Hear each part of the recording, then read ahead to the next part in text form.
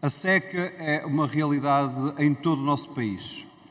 E sendo certo que há períodos do ano cada vez menores em que as regiões a norte ainda conseguem escapar desta realidade, no último ano, a sul, nenhuma região escapou da situação de seca. Aliás, nos últimos 20 anos, a precipitação no nosso país diminuiu cerca de 15%.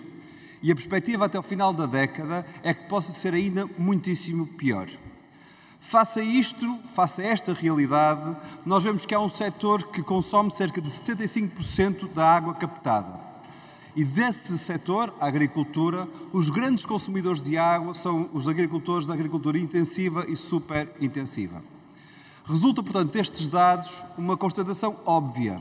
Portugal não está a fazer o suficiente e há setores que poderiam fazer mais para garantir um uso digno, um uso sensato da água.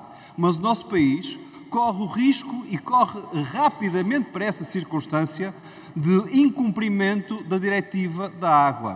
Porque essa diretiva que diz que em 2027 todas as massas de água deviam estar em bom estado ecológico, encontra no nosso país um incumprimento em 45% das massas de água. Ora, portanto, vemos uma situação de seca alarmante e vemos um país que não está a fazer o que devia para responder a esta situação alarmante. Da parte do Governo sabemos, chega tarde, a más horas e muitas vezes a toque de caixa dos interesses instalados, os mesmos que recebem 75% da água no nosso país, os setores agrícola, em particular da agricultura intensiva e superintensiva. E é por isso que várias das propostas do Governo são exatamente as mesmas que estes setores defendem. Maior artificialização dos leitos hídricos, a criação, por exemplo, de estações dessalinizadoras e nunca tocar, ou muito pouco, nos modos de produção, que é onde está o problema atualmente instalado. E é por isso que quem não pensa estrategicamente, quem não pensa a longo prazo, vai repetir erros e é o que o Governo está atualmente a fazer para não tocar nestes interesses económicos instalados. Ora, o que o Bloco de Esquerda propõe é que, em primeiro lugar, haja um pensamento estratégico, estrutural, sobre a água no nosso país.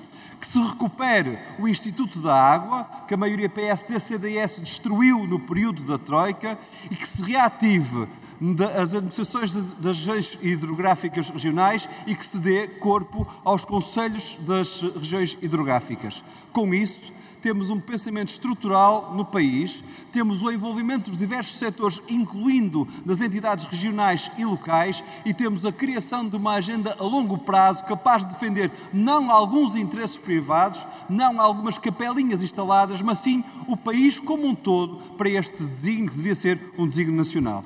Defendemos o investimento nas alterações de modo de produção. Por exemplo, os fundos da PAC possam ser promovidos para essa adaptação da agricultura e que exista aquilo que é necessariamente óbvio, uma moratória nasquelas que são as produções de consumo intensivo de água. Não podemos promover mais consumo intensivo no momento em que o país tem tantas dificuldades. E por último, aquilo que é incontornável, que as perdas de água que atualmente existem possam ser devidamente sanadas. Portugal tem, nos sistemas de distribuição de água, perdas de água que nós não nos podemos dar o luxo de ter. E desse ponto de vista, o que os fundos do PRR deveriam fazer é também responder a essa exigência.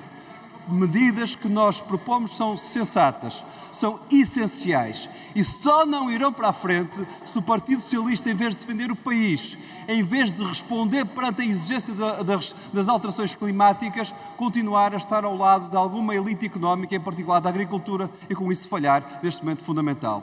Hoje estamos a construir o futuro e esperemos que o futuro não seja o da falta de água. Disse.